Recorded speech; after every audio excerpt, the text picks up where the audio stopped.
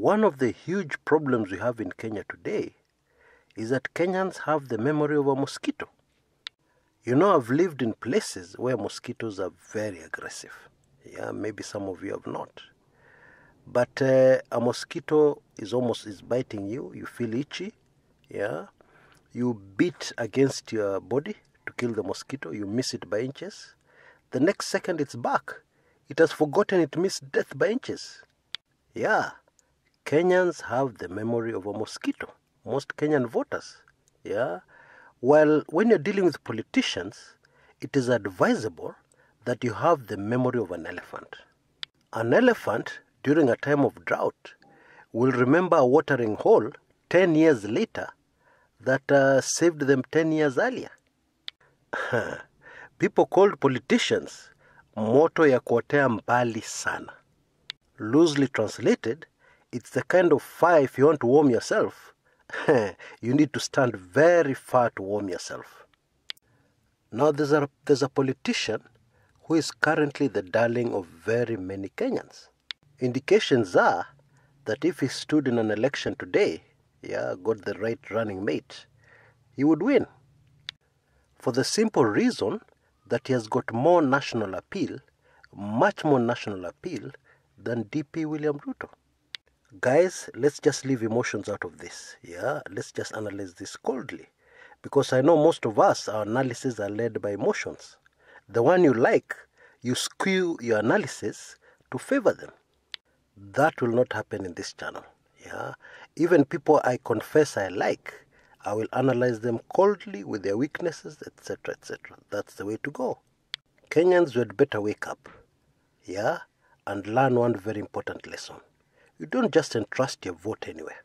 You don't just cast your vote for anybody. You need to know that person. Nobody's perfect, but you really need to know that person, at least the gist of that person, what they're all about. Okay? Now we're going on a short commercial break. When we come back, I'll tell you some things about Gideon Moi that will make your ears ring. Don't miss it. What is really going on between the president and his deputy?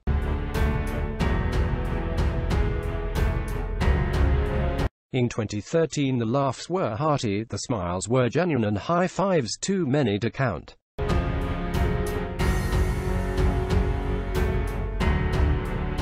When the president spoke it was always William and I. Now things have changed drastically. The high fives and hearty laughs are gone. In the president's speeches the we has been firmly replaced by my administration.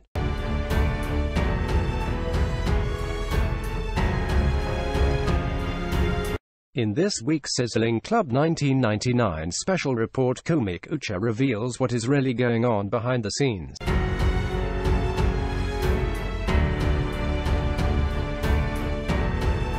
It is politics, but in this case it is both chilling and shocking. And indeed it has very scary implications for the future of Kenya.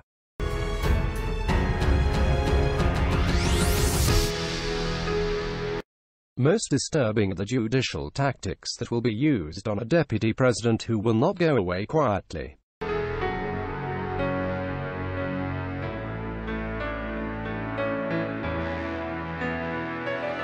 Become a member of Club 1999 now by sending a blank email to the email address you see on your screens. You will receive an instant automated response with payment details. Club 1999. Next month's headlines today.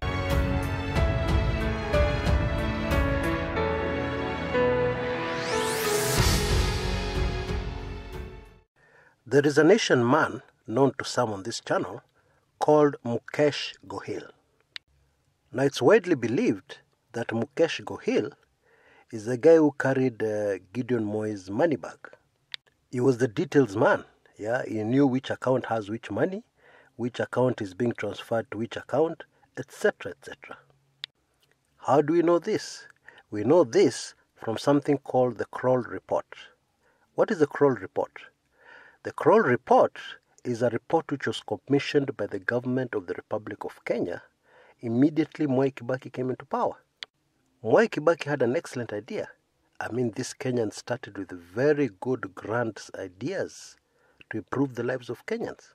He had been there during the Kenyatta administration. He had been there during the Moi administration. He knew the government inside out.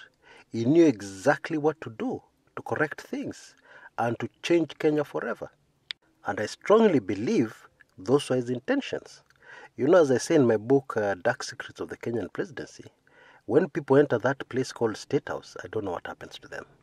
Name any Kenyan president, and I'll convince you how they entered State House with very big ideas for the improvement of Kenyans, the ordinary Kenyan. What happens to them? Anyway, so Kibaki commissioned the Kroll report. The whole idea was to get information on where corruption money has been stashed, and then prosecute those people, freeze those accounts, etc., etc. Return the money belonging to the Kenyan people to the Kenyan people. But today, confront the people at State House, confront people in government, and ask about the Kroll report. The response you'll receive, yo nini? Loosely translated, what the four-letter word is that? And yet these people know very well what the Kroll report is. Anyway, this information is from the Kroll report. Researched, investigated, so it's credible. Now this Moneybags guy, Mukesh Gohil, keeping track of Gideon Moi's money, just gives you a picture of the kind of cash this guy was handling. The kind of cash that would make you very dizzy.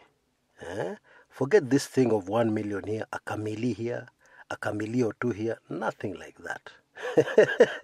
We are talking about billions, hundreds of billions. What? Now, I'm not a guy with connections, but by a stroke of fate, I know some people who are close to Gideon Moi. You know, whether you believe there's a God or not, God just prepares people, I'm telling you. He just gives you information which you think is useless, and then one day in the future he knows this guy is going to start a channel, and I want to achieve 1, 2, 3 using this guy. That time, Chris Kumekucha Mezubatu doesn't know what's going on. Anyway, I was very reliably informed that there was a time Gideon Moi boasted that he's not going to touch any business deal that is below $1 million. Now let me just remind you, $1 million is 100 million Kenya shillings.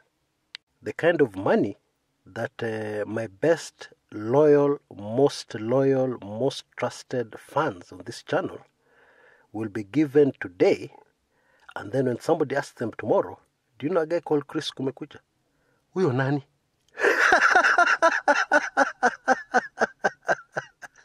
I'm telling you, human nature is hilarious. Anyway, Gideon said he'll not handle any business below $1 million. Now in early 2004, something very interesting happened that contradicted this statement. His dad, Daniel Toroitich Arap Moi, had already left power. And the man sitting in State House at that time, if I may just remind you quickly, was Emilio Stanley Moi Kibaki. So Gideon had this lawyer, who was also a very close friend. His name is Dr. Kenneth Kiplagat. Now Gideon was selling off some property in South Africa, and because of that, of course, he had this lawyer organize the transaction. And there was a situation where now Dr. Kenneth Kiplagat had $650,000 in his account, Gideon Moi's money. Now Gideon owed his lawyer 1.5 million, various jobs he had done for him. And by the way, the reputation this man had was that he never used to like paying bills. So what Kenneth decided, he took that money, wrote a letter to his client and told him, look, you owe me 1.5 M, I've offset with this 650,000 that I was supposed to hand over to you. Kindly make arrangements to pay the balance. Gideon Moi went berserk. The guy flew into the kind of rage that if he had gotten hold of this lawyer of his, he would have just strangled him with his bare hands. And the lawyer was smart. Yeah, he made sure that the man did not meet him. Yeah, and when they spoke on phone, the doctor was just very consistent. Just pay me my money, Bwana Gideon Moi. Just pay me. So one day, a close associate of Gideon Moi was passing in Westlands near a hotel that at that time was called Fairview Hotel. He spotted Kenneth Kiplagat's car, Dr. Kiplagat's car. He called Gideon, and Gideon was there within minutes. So Gideon rushes into this place, finds Bwana Kiplagat with friends seated on a table, and starts talking about his money, how he wants his $650K US dollars. So Dr. Kiplagat starts summaring Gideon Moi, and loosely translated lecturing. Now the gist of that lecture was, Gideon, your father is no longer president of this country. Wake up, smell the coffee. Just pay me my money. Eh? What is all the drama for? You owe me the money. Pay me. Now what happened next was that there was a scuffle. Punches started flying through the air. Okay? Now apparently this Kiplagat must be quite a boxer, because what happened is that Gideon Moi ended on his back on a flower bed somewhere. Probably having received the kind of punch you see in movies. Now Gideon Moi's security detail rushed, retrieved their boss, and rushed him to his car. Meanwhile, Dr. decided he had had enough embarrassment, and he walked out of the place.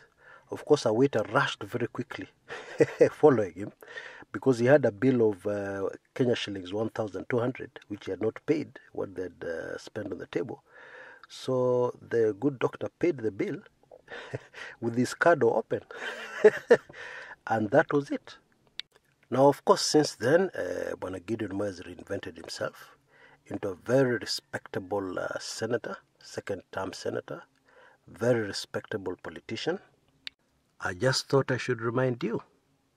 Until next time, this is Kshs Kumekucha.